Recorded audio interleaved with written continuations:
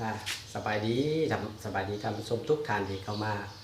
เบิ่งปืนยิงปลาสามหนอมบาดโศกใหญ่เนาะมื้อนี้ก็สีมา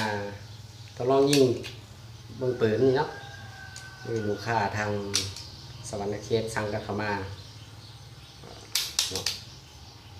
เอาปืนประมาณขนาด40เซนบาน้อมดำยิงกลางคืนยิงปลาน้อยประมาณ2นิ้วหาตัวละ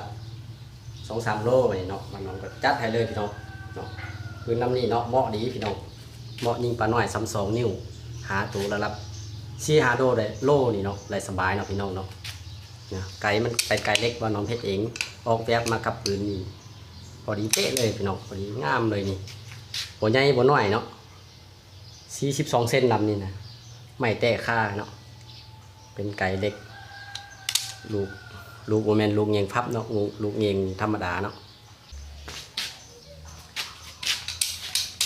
มาวันนี้ครับทดลองยิงให้เบิ้งเนาะพี่น้องเนาะกันทางซ้ายก็ง่ายๆเนาะพี่น้องเนาะ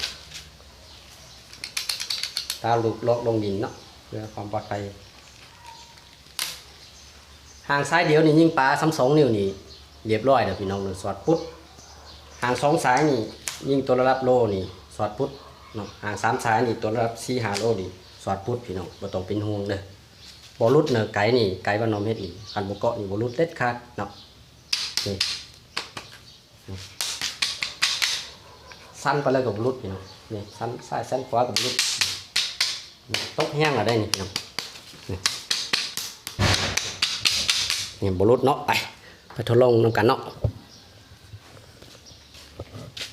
นี่เนาะน้อยกระทัดดีโบตานน้ำพี่น้องออกแบบมา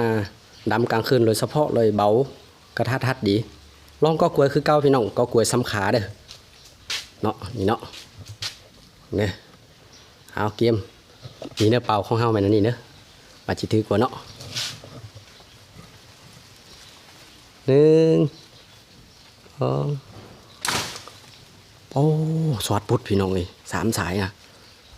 นี่ไม่เตะค่าเนาะพี่น้องน้อยกระทัดดีเนอะจบในลำเดียวนี่พี่น้องว่าจะเห็นปลาน้อยปลาเยอะ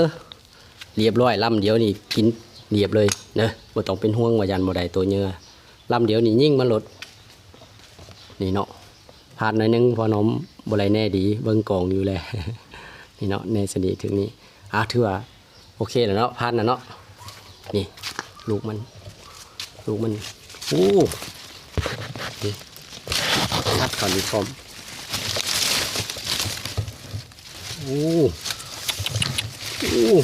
ทอดบอกโอ้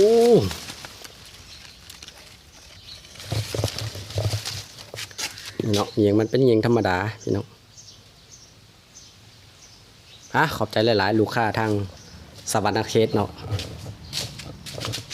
เชื่อมันสีมือวาวนมถ้าใครสนใจปืนอย่าลืมทักหาวาวนมเนาะราคาเป็นกันเองพี่น้องราคาฮับห้องพอใจแน่นอนกับราคาเนาะกับเครื่องดีมีคุณภาพ